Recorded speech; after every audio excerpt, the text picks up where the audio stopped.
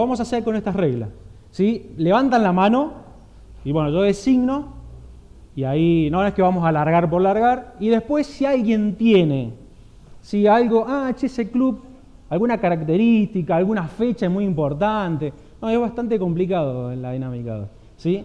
Ustedes me dicen, hay premio, un alfajorcito de las chicas, no, de todos los clubes, ¿eh? De todo. El primero es fácil, era local. La mano arriba, la mano arriba, la mano arriba. Allá dos. Sporting Club Victoria, ¿sí? Victoria de corazón. ¿Algo dónde está ubicado, más o menos? Y la FINUR. ¿Nadie más sabe, nadie más puede aportar algo? Mire, no sé, no lo he corroborado, pero creo que es el único club de San Luis que tiene 2 escuelas. ¿Ven? Allá, Sporting Club de Victoria. Este es más complicado. Che, ¿cómo queda? ¿Dónde están los que? Meli. Algo así, ¿sí? Bien. Uy. Club Atlético. ¿Alguna característica? Creo que están, no, esto de verdad, está en Mar del Plata. Está en Mar del Plata, creo que es un club relativamente nuevo. De verdad que no lo googleé esto, Bien. A ver, Gaby sí. ¿Quién otro? Laura, a ver, Laura. Rosario Central. Uy, che, me voy adelantando uno. ¿Alguna característica de Rosario Central? ¿Cómo le dicen? Canalla, bien. ¿Por qué? No. La lepra, Ñu, los Boy. Bien. Me faltó uno acá, pero era muy difícil. Rojo y negro. Este es re fácil. Che, Meli, impresionante, la única que... A ver... Perdió. Martín. Bien. Sí, Estudiantes de La Plata, muy fácil. ¿Quién jugó en Estudiantes de La Plata? La Brujita Verón, sí. Muy bien. Levanten la mano, es fácil. Fácil. No, acá. Me olvidé el nombre. Adriel. Atlético Madrid, muy bien. ¿Quién? ¿Algo del Atlético? Macherano, ¿no? Macherano jugó en el Atlético Madrid. ¿Quién juega en el Atlético Madrid? Bien, che, Meli. Bueno, a partir de ahora no puede jugar más Meli. No. Este es complicado, ¿eh? No, pinche. A ver, ¿soy el único? Soy. Muy bien. Sevilla. ¿Quién juega en Sevilla? Ahora está lleno de argentinos, ¿no? El Papu Gómez, de verdad. Papu Gómez. Hay varios argentinos jugando en...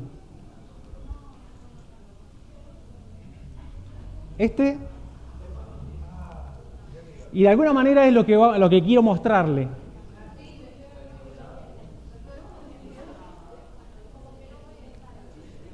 Es bastante complicado. Miren, la mayoría, creo que con algunos vimos algo de este club, ya lo van a ver, hay un videito. Pero miren, este club se llama Panje Fútbol Club. ¿Quién lo conocía?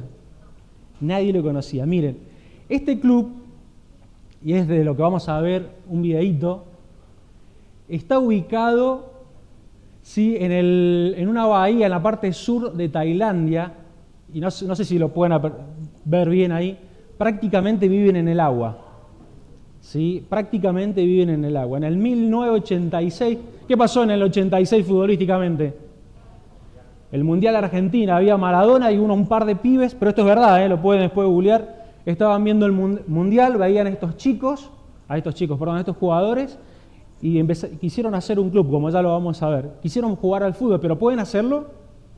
Era imposible. Miren, con la mayoría, la mayoría no, pero con algunos, vimos este videito, yo quiero mostrárselo de nuevo. Voy a pedir a Gus. Lo tengo acá, pero para que no se trabe. Es el segundo. Ah, sí. Tiene sonido.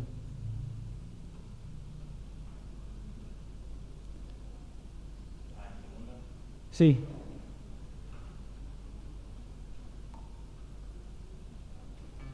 ถ้าพูดถึงทีมฟุตบอลของเราคงต้องย้อนกลับไปที่วันแรกที่นี่ชาวบ้านชอบดูฟุตบอลกันมากแต่ไม่มีใครเคยเล่นหรอกก็อย่างที่เห็นเรากินมันอยู่บนน้ำมาแต่ไหนแต่ไรแล้วเพราะที่นี่ไม่มีบนดินสัก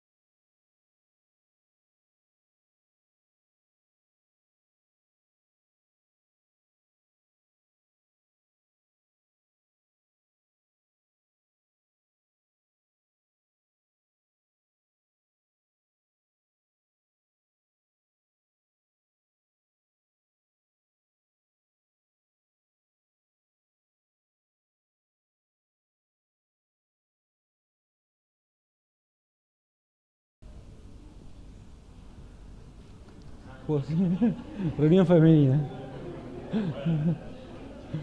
Creo que quedan 2 de positivo.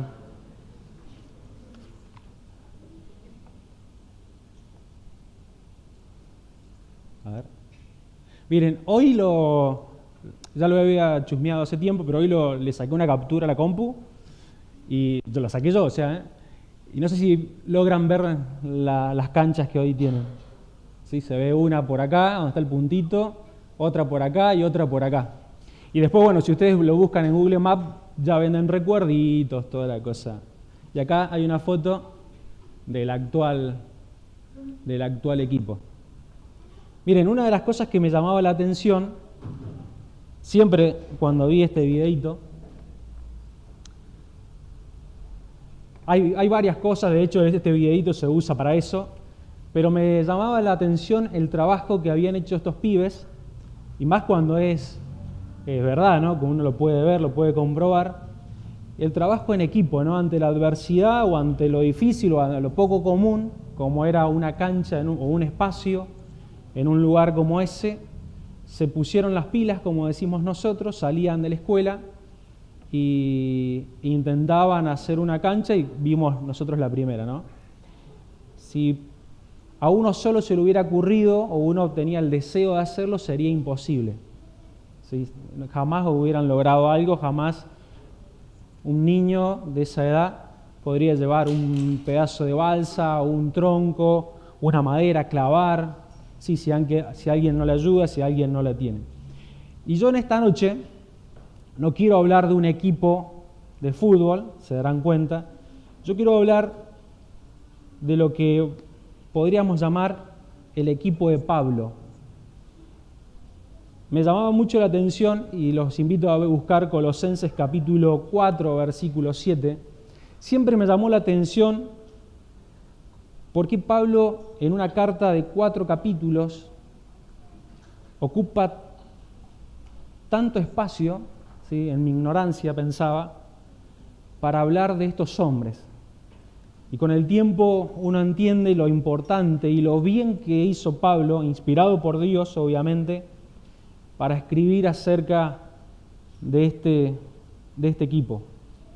Yo a través de este pasaje quiero brevemente que miremos una perspectiva bíblica, ¿no? Porque la idea no es que nos emocionemos y digo, qué lindo esto lo que hicieron estos chicos y salgamos de acá y solamente conocimos una historia. Entonces, lo primero que yo quiero que miremos, lo vamos a ver en este pasaje, es una perspectiva bíblica del trabajo en equipo, y si no nos gusta, por ahí no lo encontramos así lo que es trabajo en equipo, propiamente dicho, pero podríamos llamarle un compañerismo ministerial o un compañerismo en el servicio, o yo lo voy a estar mencionando como un trabajo en equipo, ¿sí?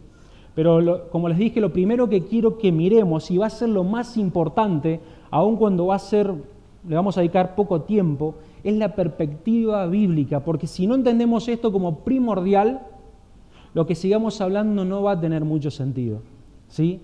Quiero repetir esto nuevamente. Si nosotros no tenemos una perspectiva bíblica de lo que es el trabajo en equipo o este compañerismo del cual vamos a ver en Pablo, en esta noche lo que sigamos hablando no va a tener mucho sentido, porque Pablo, como vamos a ver, es un hombre que entiende lo importante que es este compañerismo. Después vamos a ver en estos hombres, vamos a ver cualidades, y lo vamos a hacer, son 8 personas, lo vamos a hacer muy rápido, y vamos a reflexionar, de cada persona vamos a hacernos una pregunta, ¿sí?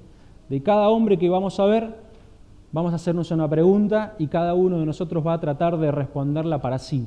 La idea en esto no es que, no sé si se llama así el ejercicio, pero los chicos en la escuela hacen un halo con flechas, creo que se llama, donde tienen 2 columnas y hay de un lado, no sé, colores y del otro lado la palabra.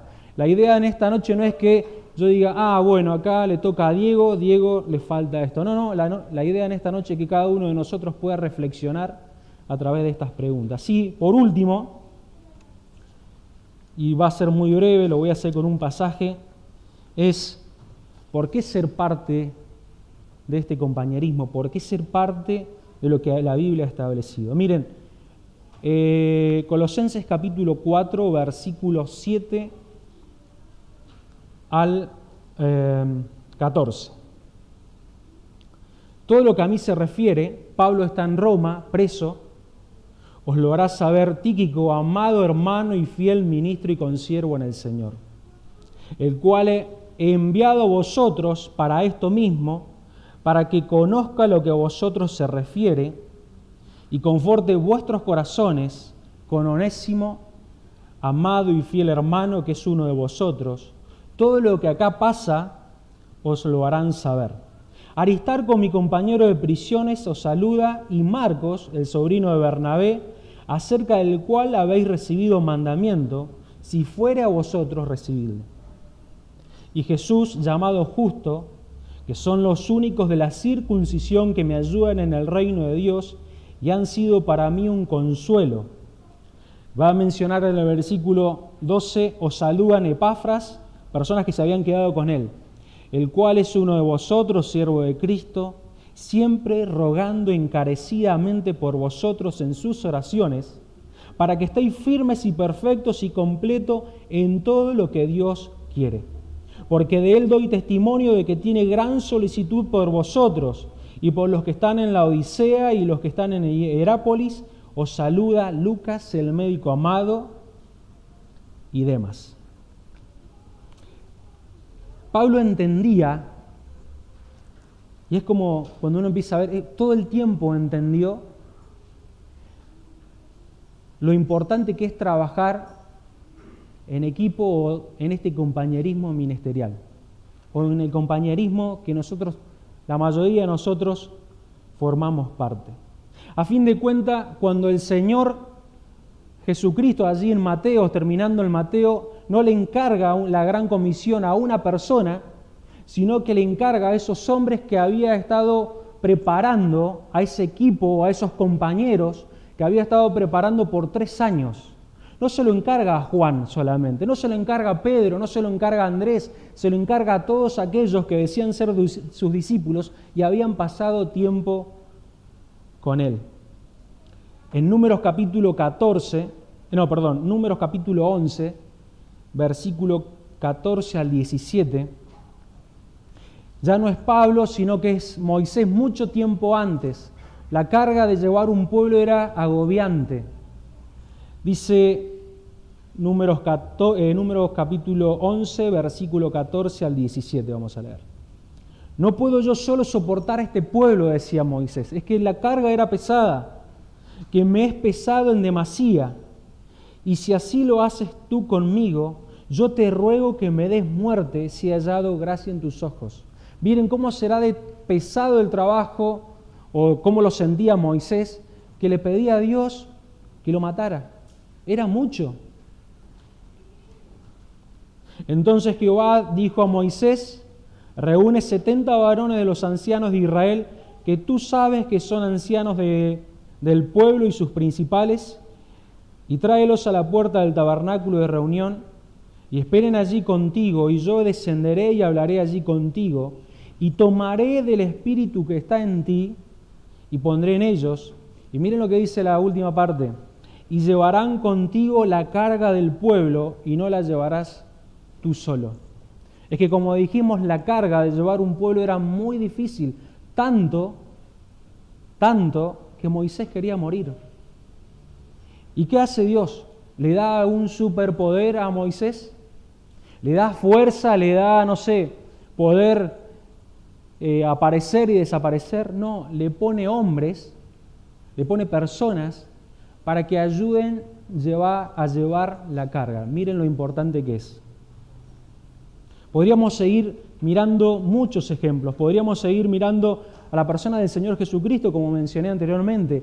Todo el tiempo Él estaba con su equipo, todo el tiempo Él estaba con sus compañeros.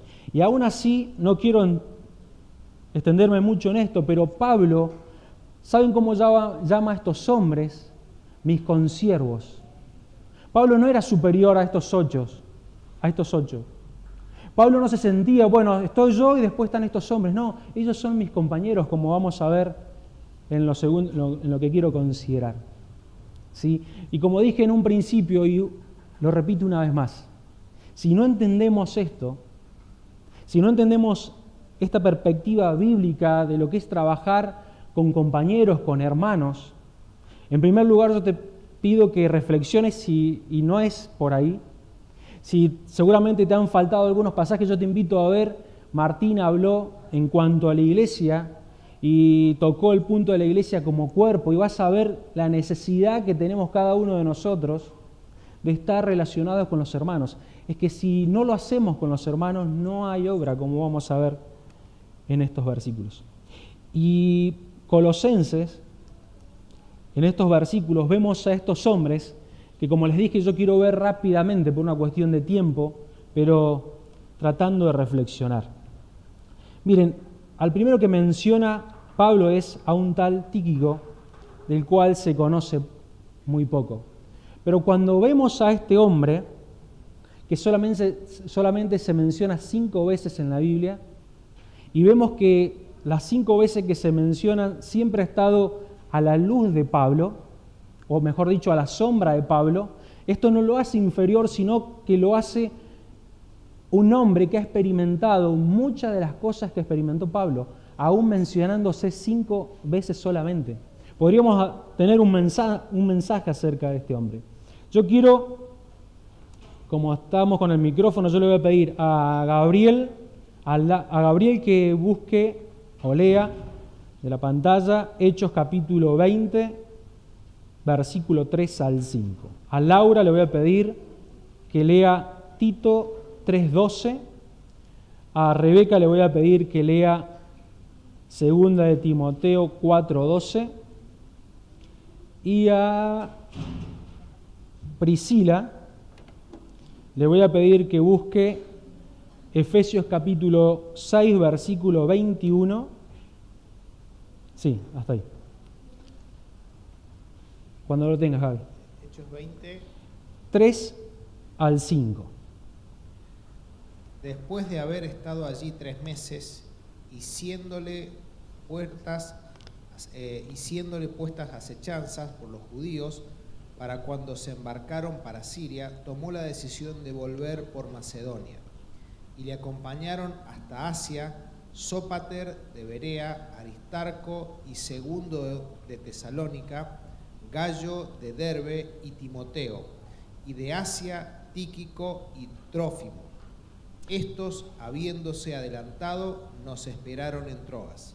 Bien, por primera vez se menciona a este hombre.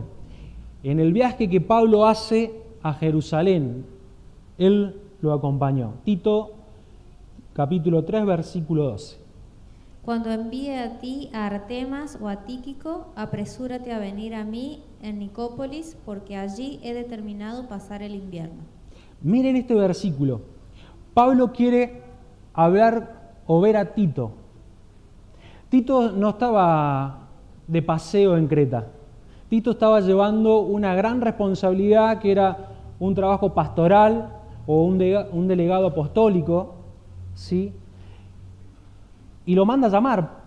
Pablo quería ver a Tito. ¿Y quiénes eran uno de los candidatos para reemplazarlo? Dice el versículo 12. ¿Quiénes eran los candidatos para reemplazar a Tito? Artemas o Tíquico. Miren a este hombre. Bien. Seguimos. 2 de Timoteo, capítulo 4, versículo 12. Con esta idea. A Tíquico lo envía a Éfeso.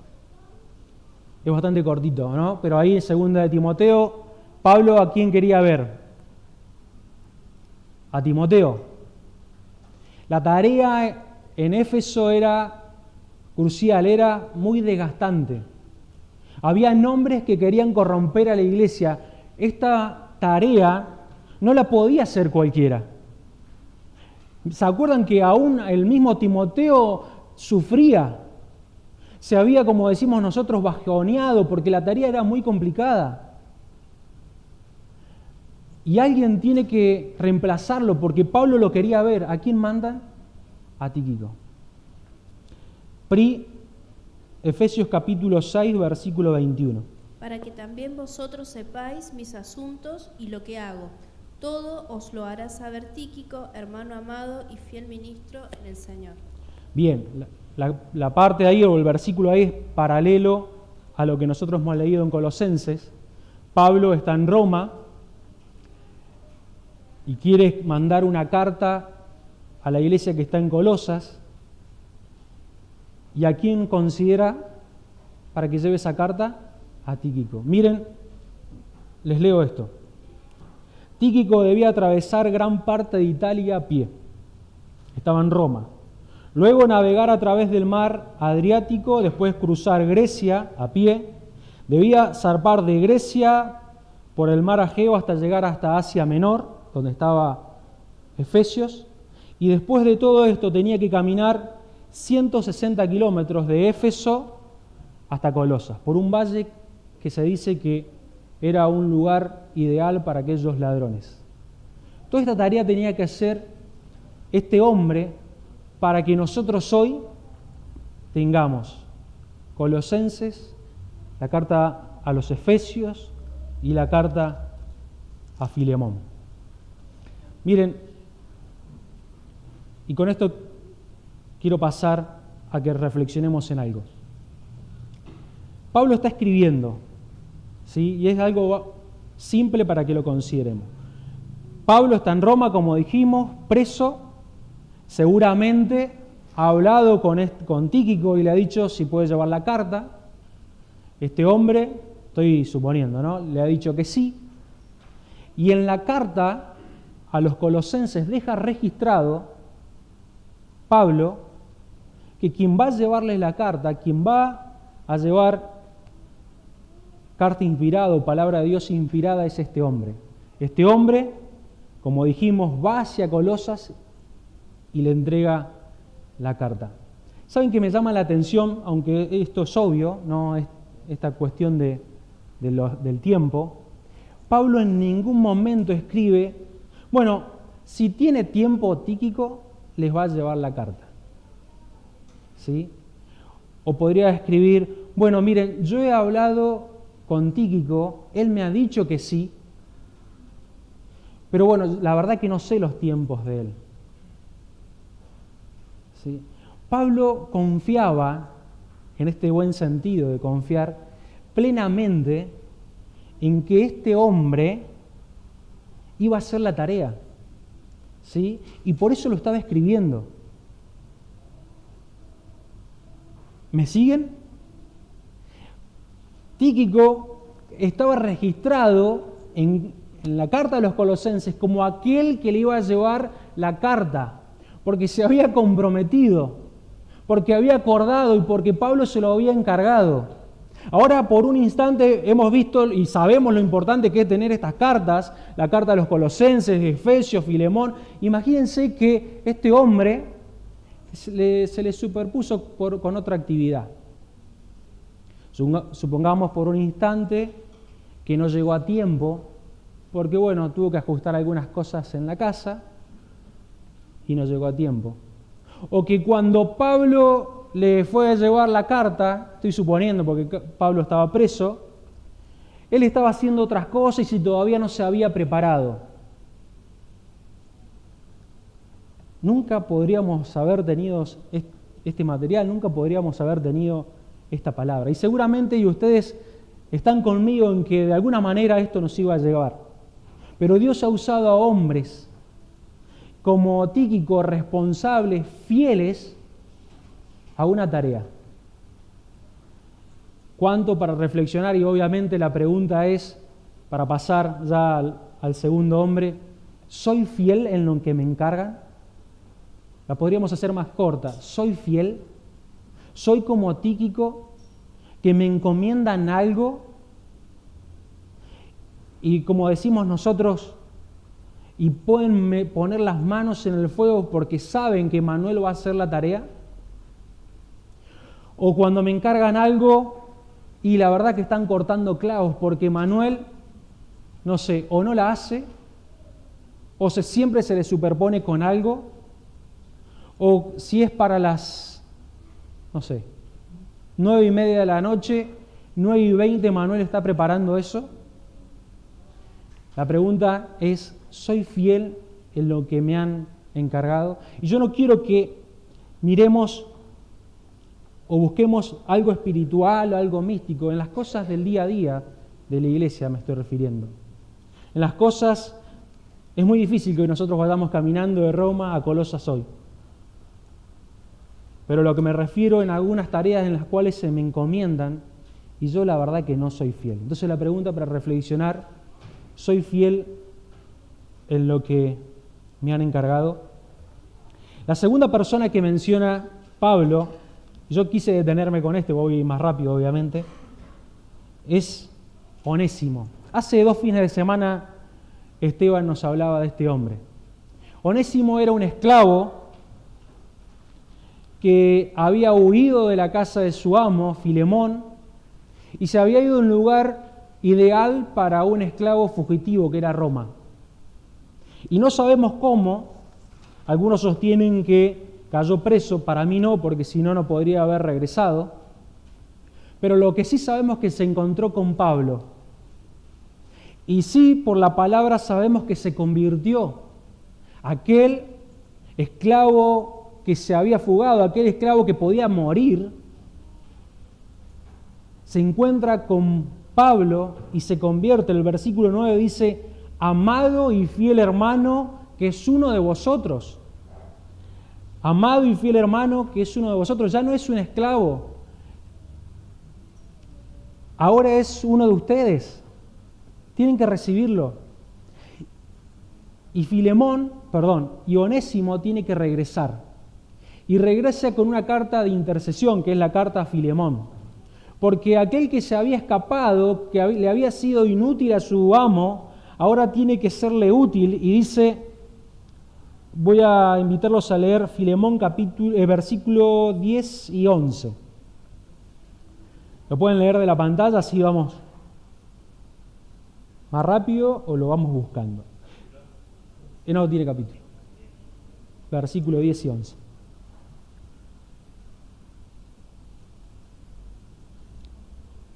Miren, solamente destacar esto de este hombre. Te ruego por mi hijo Onésimo,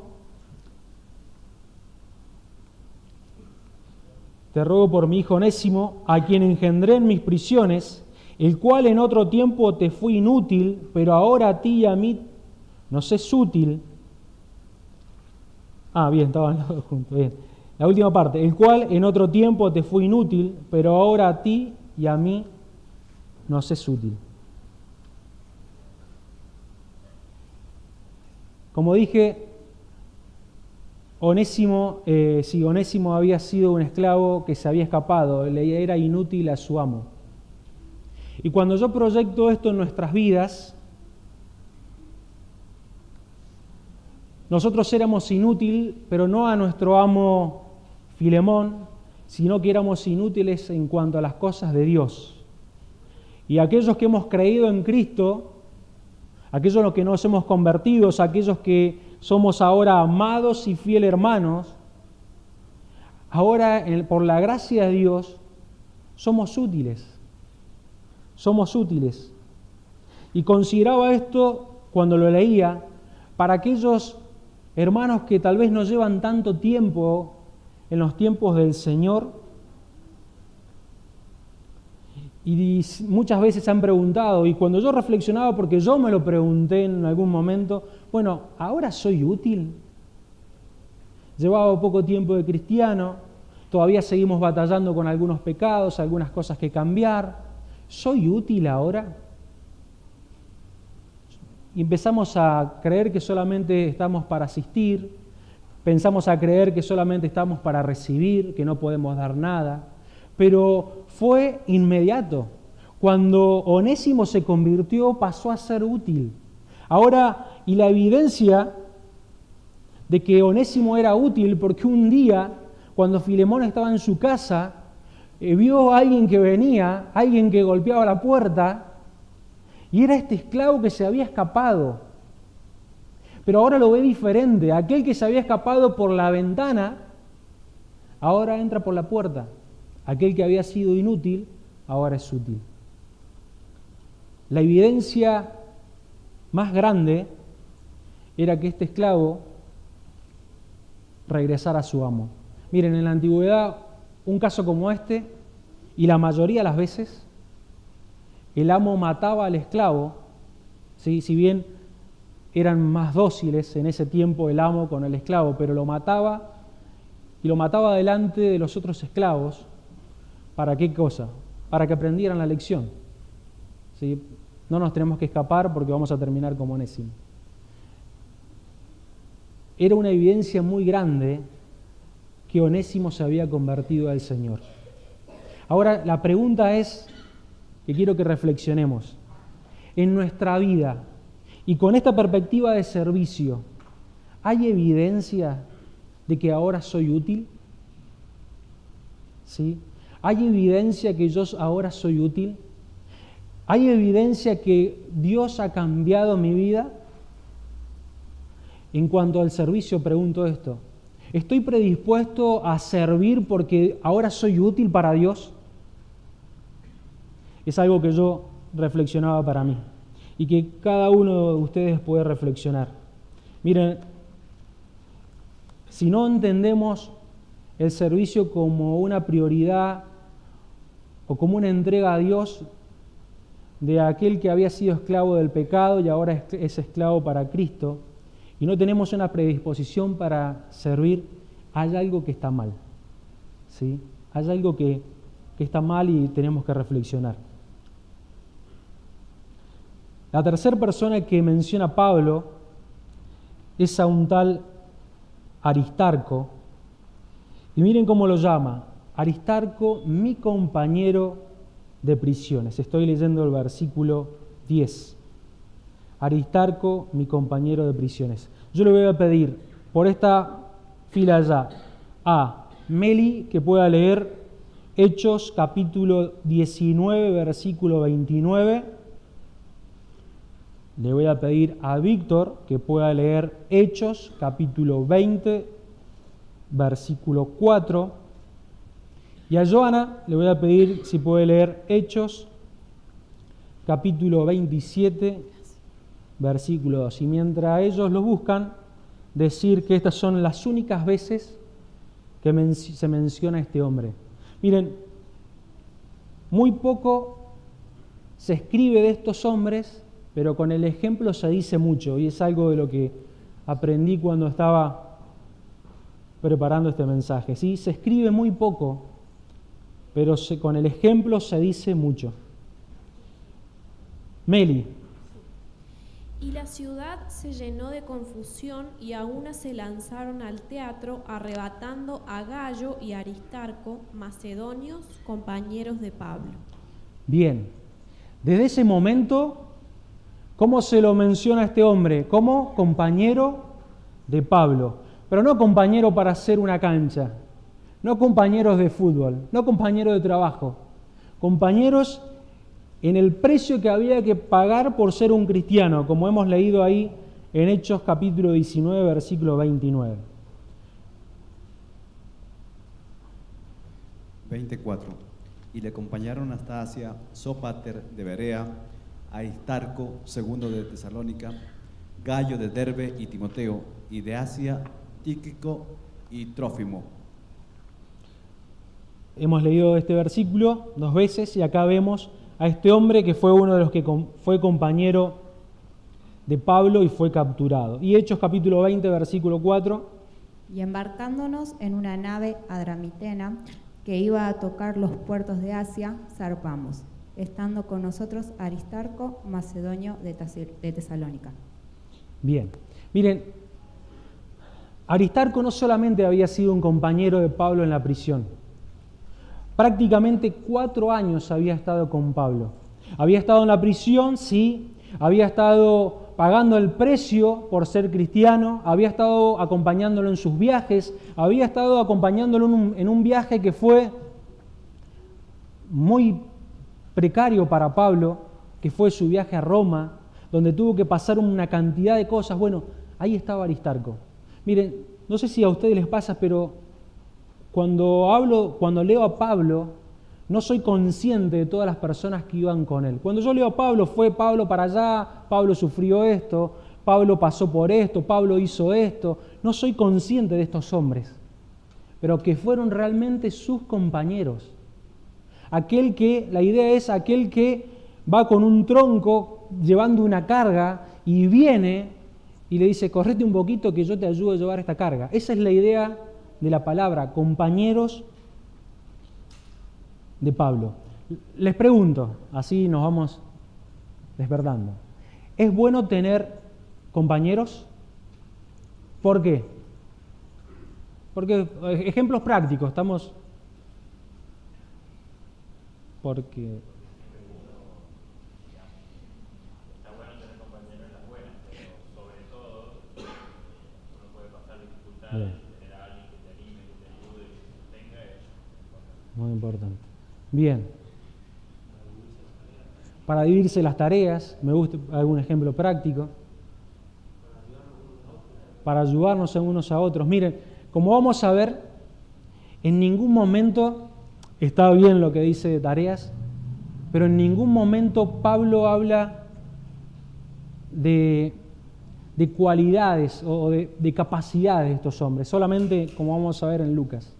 La mayoría de las veces habla de cualidades de estos compañeros. Como bien dijo Gustavo, no solamente necesitamos compañeros para las buenas, sino más aún para las malas, cuando como Pablo tenía que pagar el precio de cristiano, cuando tenía que viajar, ¿sí? Es como bien dijo Diego, dividir las cargas, y muchas veces las cargas no son de llevar las sillas, sino que las cargas son de la presión del corazón, de ese peso que tenemos por hacer una actividad, porque terminamos siendo pulpos, ¿sí? Y no podemos lograrlo todo. Qué bueno que es tener un compañero. Y la pregunta es muy simple. ¿Soy un buen compañero? Pero con esta idea, ¿no? Con la perspectiva de Aristarco, un hombre que estuvo en todo, 4 años con Pablo. ¿Soy un buen compañero? O cuando viene el tiempo de estar en la prisión, me hago a un lado. Les leo rápido Eclesiastés capítulo 4, versículo 9 al 10. Muy conocido pasaje y muchas veces lo aplicamos al matrimonio, ¿no? Pero habla del compañerismo. Mejores son 2 que 1, porque tienen mejor paga de su trabajo, porque si cayeren, el uno levantará a su compañero, pero hay del solo que cuando cayere no habrá segundo que lo levante. Miren, si caemos y no hay nadie que nos levante. ¿Soy un buen compañero? Marcos es la cuarta persona que se menciona. Dice Aristarco, mi compañero, estoy leyendo el versículo 11, de prisión os saludan. Marcos, el sobrino de Bernabé, acerca del cual habéis recibido mandamientos, si fuere a vosotros, recibidle. Hechos capítulo 13, versículo 13, es una historia muy conocida de este hombre. Hechos capítulo 13, versículo 13. Habiendo zarpado de Pafos, Pablo y sus compañeros arribaron a Perge de Panfilia, pero Juan Marcos, apartándose de ellos, volvió a Jerusalén. Miren, Pablo había comenzado el viaje misionero con Bernabé y con Juan Marcos. No sabemos por qué, la Biblia no lo dice, tal vez por el miedo, porque sufrían, como hemos dicho, por la causa de Cristo, sufrían mucho. Tal vez por las comodidades, que es un buen punto para considerar, porque se entiende que Marcos estaba de alguna manera en una buena posición económica, por lo que leemos en el Evangelio, y cuando tenía que vivir lo que vivían estos hombres, tal vez le hizo volver para atrás. Lo que sí sabemos con exactitud, como dice el versículo, que este muchacho dijo, yo me vuelvo, sigan ustedes, yo me vuelvo. Hechos capítulo 15, versículo 36 al 40. Después de algunos días, Pablo dijo a Bernabé, volvamos a visitar a los hermanos en todas las ciudades en que hemos anunciado la palabra del Señor, para ver cómo están. Y Bernabé quería que llevasen consigo a Juan Marcos, el que tenía por sobrenombre Marcos, Pero a Pablo no le parecía bien llevar consigo el que se había apartado de ellos desde Panfilia y no había ido con ellos a la obra. Y hubo tal desacuerdo entre ellos que se separaron el uno del otro. Bernabé, tomando a Marcos, navegó a Chipre. Y Pablo, escogiendo a Silas, salió encomendado por la gracia, por los hermanos, a la gracia del Señor. La NTV dice de este versículo 39, su desacuerdo fue tan intenso que se separaron. Allí estaba Pablo con Bernabé. Y Bernabé dice, bueno, es verdad, es bueno que volvamos y veamos cómo están los hermanos. Llevemos a Marcos. No, dice Pablo, no llevemos a Marcos. Este fue el que una vez se volvió atrás. Y dice, como hemos leído, y fue un desacuerdo, fue una discusión tan grande que se separaron. Ahora, por un instante, para hacernos esta pregunta, no pensemos ni en Pablo, no pensemos ni en Bernabé, pensemos por un momento en Marcos. Marcos es como, yo me lo imagino ahí como en el medio, de dos hombres líderes de la iglesia en ese tiempo, que estaban discutiendo o peleando, sabemos que no, pero lo vamos a decir así, estaban discutiendo, peleando ¿por qué? Por su culpa. Yo me imagino y estoy convencido que la iglesia en esos tiempos no era la iglesia ideal. Era una iglesia que luchaba como nosotros. Y se hablaba, ¿no? ¿De quién se hablaba? ¿De quién era el tema? Y de Marcos. ¿Viste lo que se habrán dicho, no? ¿Viste lo que pasó? Se separaron. ¿Quién se separó? Y Pablo se separó de Bernabé. ¿Sí? ¿Por qué? Y porque uno quería llevar a Marcos y el otro no lo quería llevar. Estoy suponiendo esto, ¿no? Y ahora, pensando en este hombre, me llama la atención y reflexionaba en estos días porque no volvió para atrás. No volvió para atrás. Si yo hubiera estado ahí, les soy sincero, hubiera habido en mí un peso para desfallecer, para retroceder, para quedarme en el molde. Y Marco siguió. Y Marco insistió en que él ya había sido restaurado aún cuando había, lo digo así, un lío bárbaro por su culpa. Y Marcos, no, Dios me ha restaurado. Y yo me pregunto, ¿somos conscientes, hablando del ministerio con esta perspectiva de la gracia de Dios? ¿Somos conscientes que somos insignificantes de acuerdo a nuestra propia conducta humana si no fuera por la gracia de Dios? ¿Somos conscientes que aun cuando caemos, aun cuando desfallecemos, Dios está ahí para darnos una segunda oportunidad? Muchas veces, y aún yo mismo me he replanteado esto, porque muchas veces no soy consciente de que si no fuera por Cristo, si no fuera por su gracia, aún viajando con Pablo y Bernabé todo el tiempo, sería indigno para hacer una tarea como la que estaban haciendo. Miren, yo les leo 2 Timoteo 4:11. Toma Marco, Pablo está viviendo lo último.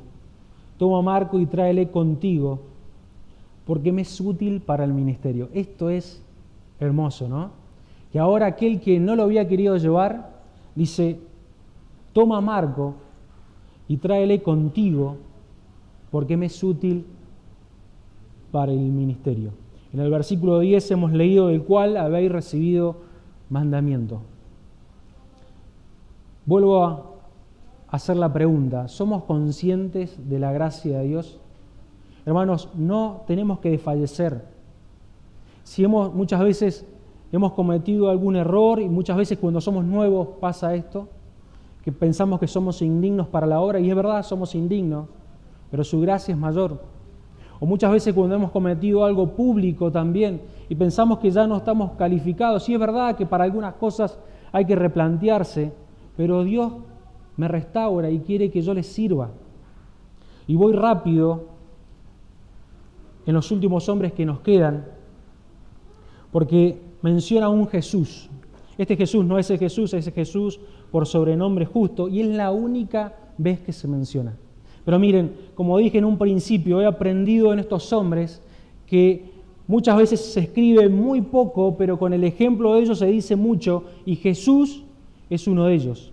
Dice de este hombre con Aristarco y Marcos, que son los únicos de la circuncisión que me ayudan en el reino de Dios y han sido para mí un consuelo, versículo 11.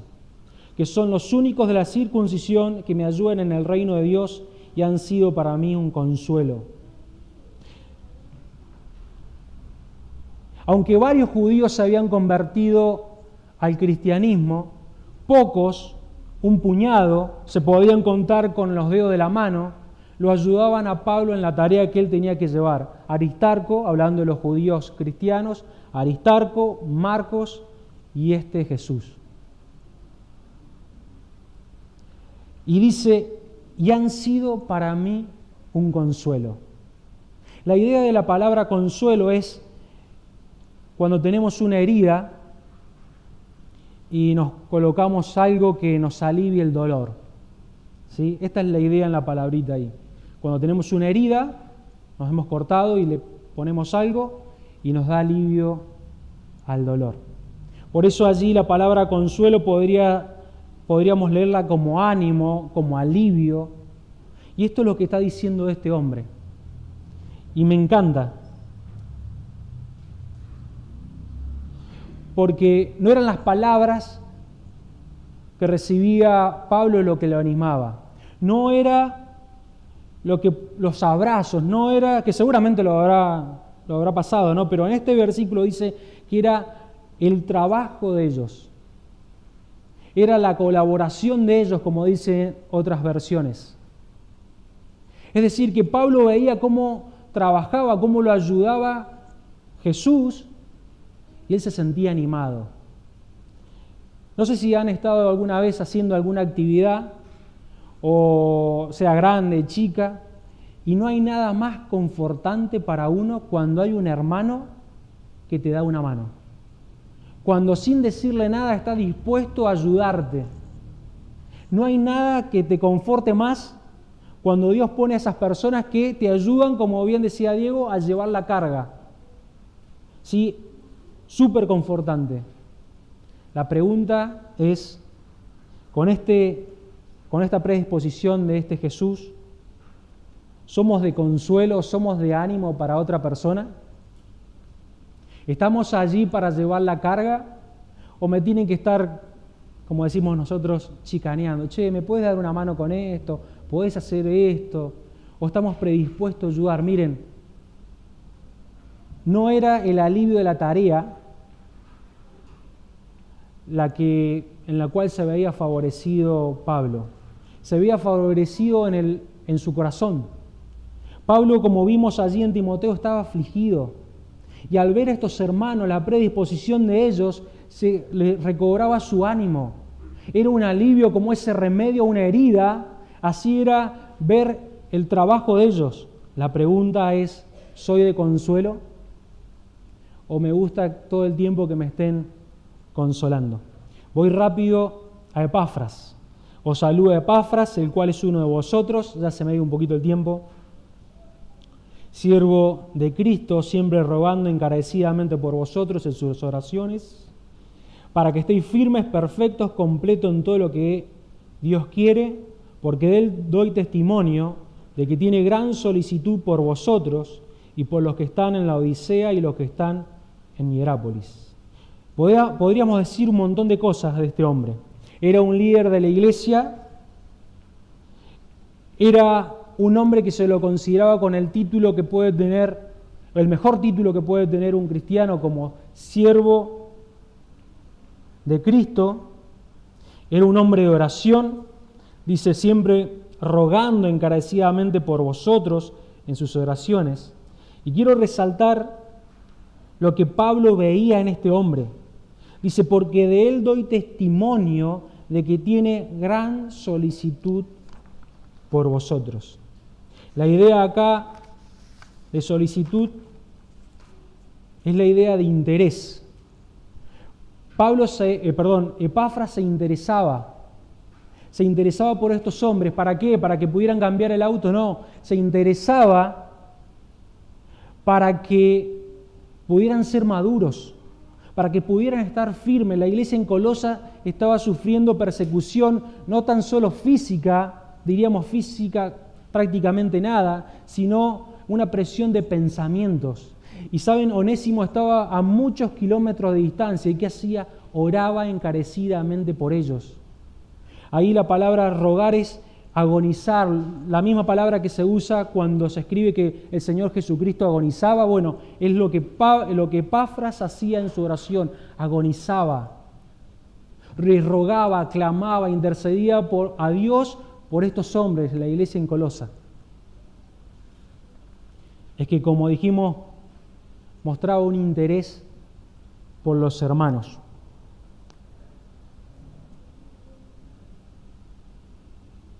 Es algo que va muy de la mano, la oración y el interés. Si yo no oro por alguien es que no me interesa. Si me interesa a alguien, lo mejor que puedo hacer es orar. La pregunta es muy básica y simple. ¿Te interesás por los hermanos? Podríamos decir también, ¿orás por los hermanos? ¿Orás por aquellos hermanos que son nuevos? Y preguntemos cada uno, ¿hemos orado esta semana por X persona? ¿Hemos orado por alguien? ¿Hemos orado por alguien que lleva una actividad? ¿Hemos orado por ese hermano? ¿Hemos orado por los misioneros? Como dije, el interés y la oración van de la mano, no se pueden separar. Es una pregunta para reflexionar. Ya en estos dos últimos, Lucas, os saluda Lucas el médico amado, versículo 14. Solo 2 veces se menciona Lucas. Tres veces, se menciona acá, en Filemón y en 2 de Timoteo.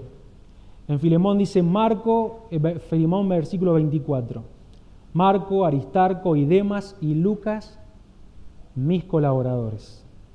En 2 Timoteo también dice el capítulo 4, versículo 11, solo Lucas está conmigo.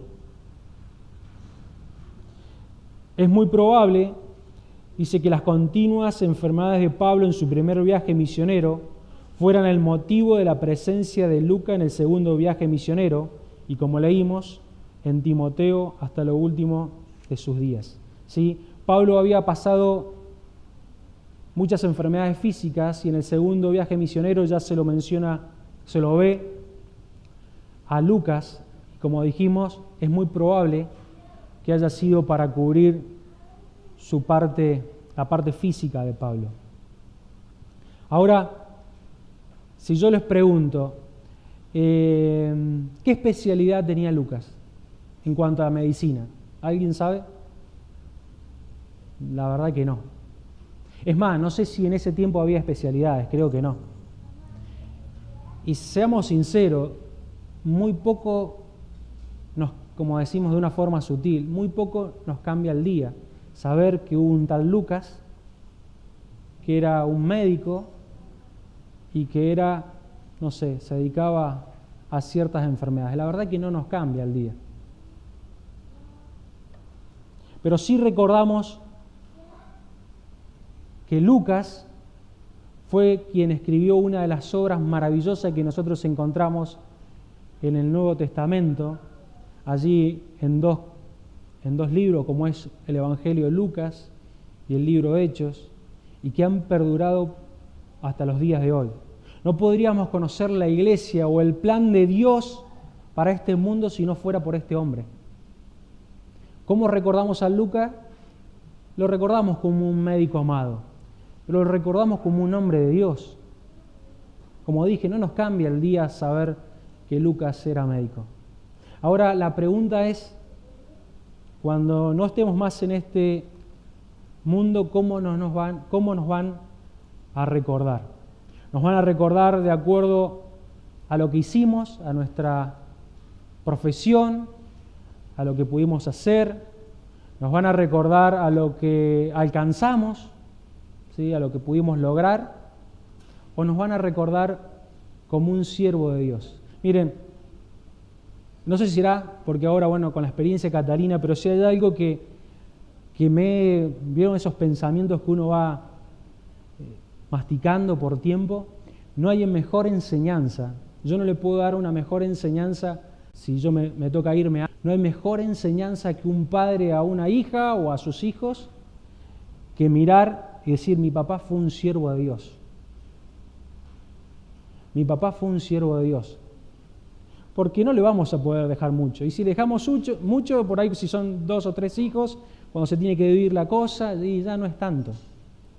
Pero no hay mejor enseñanza o no hay mejor marca que podemos dejar en primer lugar a nuestros hijos, pero también a aquellos hermanos que están a nuestro alrededor, que digan, Juan fue un siervo de Dios. Pedro fue un siervo de Dios.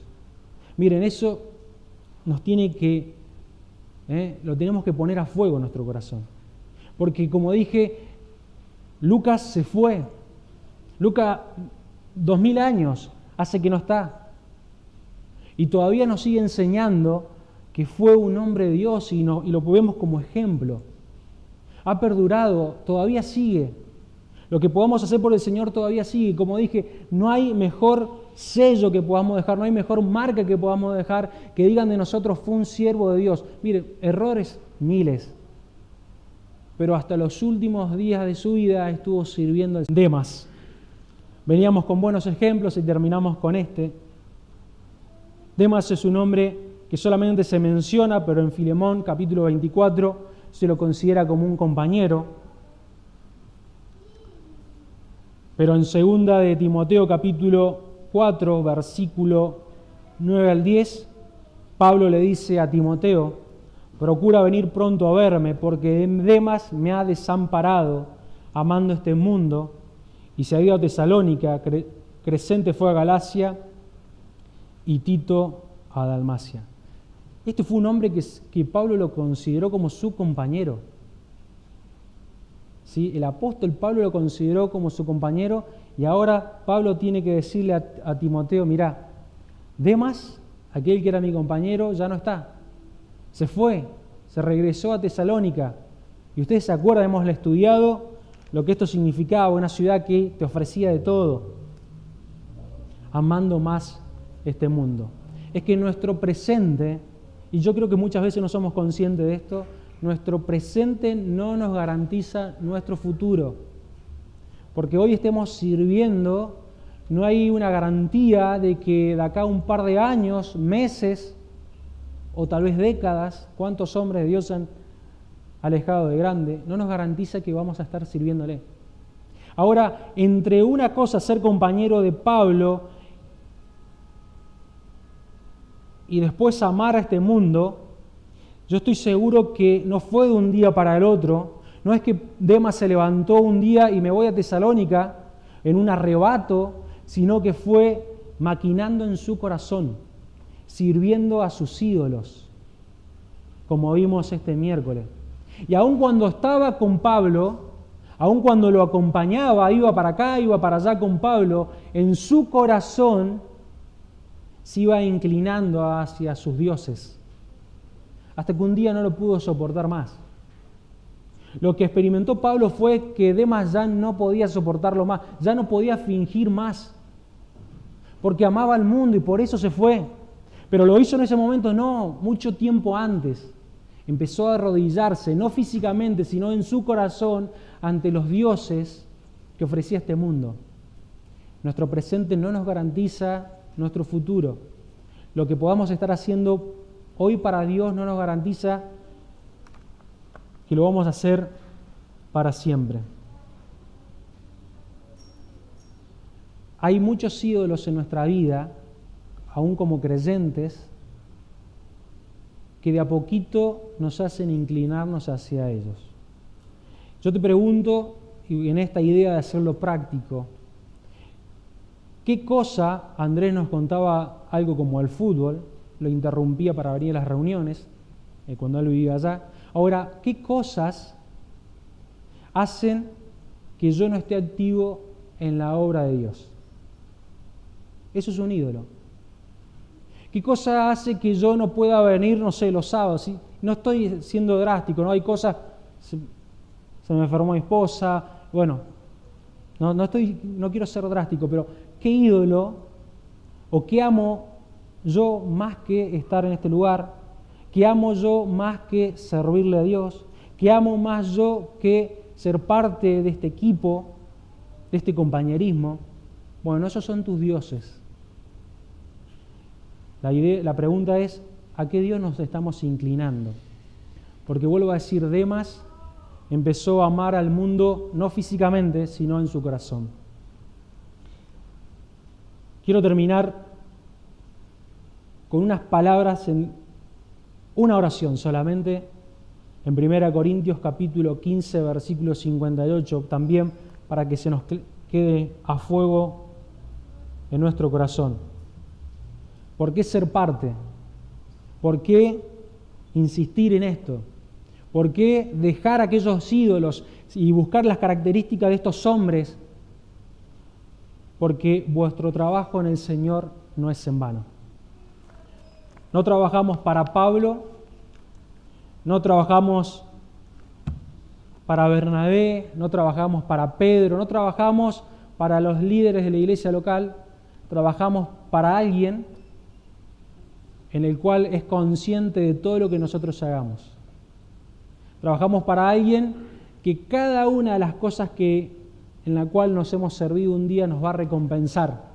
Y lo va a hacer allá en la eternidad. Lo hace, obviamente, en esta tierra, pero como el broche de oro, ¿no? Lo hace en la eternidad. Y aún, como dije en el ejemplo de Lucas, aún cuando no estemos en este mundo, podamos seguir enseñando y las personas vean que hoy les servimos a Dios. Que puedan ver en nosotros que somos predispuestos, como era, ¿se acuerdan? Tíquico, un hombre que era confiable, que puedan ver estas características en nosotros, porque saben, porque un día no vamos a estar como lo está Lucas, y nuestra marca, nuestro ejemplo va a quedar, va a perdurar, ¿sí? Que el Señor nos bendiga.